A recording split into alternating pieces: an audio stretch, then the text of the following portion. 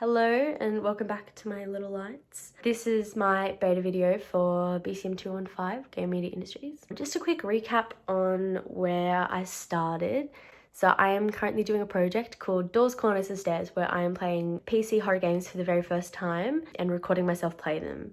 Now I don't play games, I'm not a gamer person, like I said in the pitch video, I'm still not. But first and foremost, I just want to talk about my analytical framework.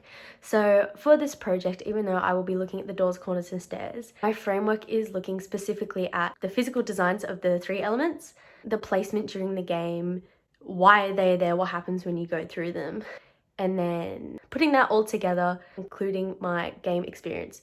So how I feel, how I thought it played, XYZ.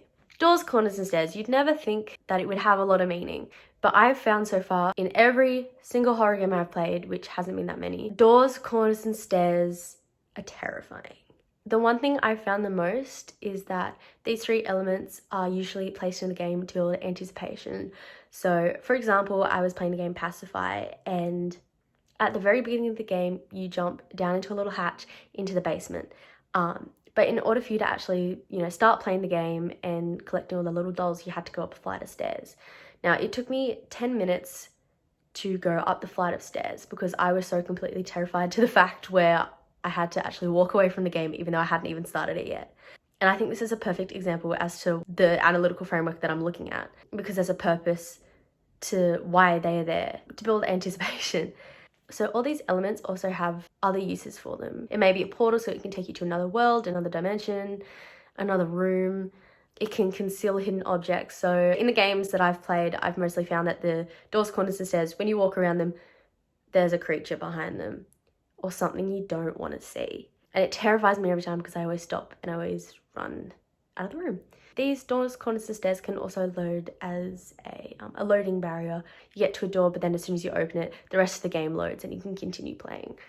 Now, unfortunately, while iterating my project, I have run into a few obstacles and issues along the way.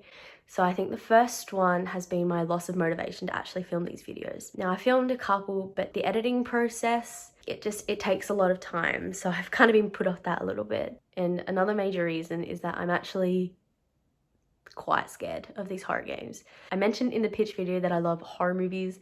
Whenever someone's like, what movie should we watch? I say horror. But I found that playing horror games is a lot different to watching them because it is a first person experience. I am physically playing the game and I have to lead myself around the corners. I have to go through doors. I have to go upstairs. Even though I can do it at my own time, I still have to do it. I have to be the one to do it. Although there are some games that force you to do it. For example, it might take over control, so you can't go one specific way, so you're forced to go through a door. But when I hear a noise or something, I automatically freak out, and that causes me to not want to play the game anymore. I get really stressed out. But in order for me to continue making these videos and playing the games, I have found that playing with another person helps a lot. Another issue I've also found is writing the blog posts. So originally in my pitch video, I said I was going to write a blog post after every game I've played, talking about the doors, corners and stairs by using my analytical framework. But between editing the videos, uploading them, and then writing a blog, I've lost motivation for that. So in order for me to battle this problem, I'm going to try out a process of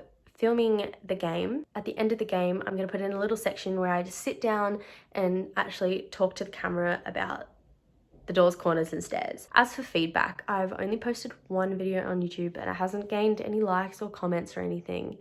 So unfortunately, I haven't gotten any feedback from online users, although in person I have had a couple of people suggest games to me. I've also had another person recommend that I start a rating system and actually rate the elements. I think that's a really great way to show how I think and feel about a game. So yeah.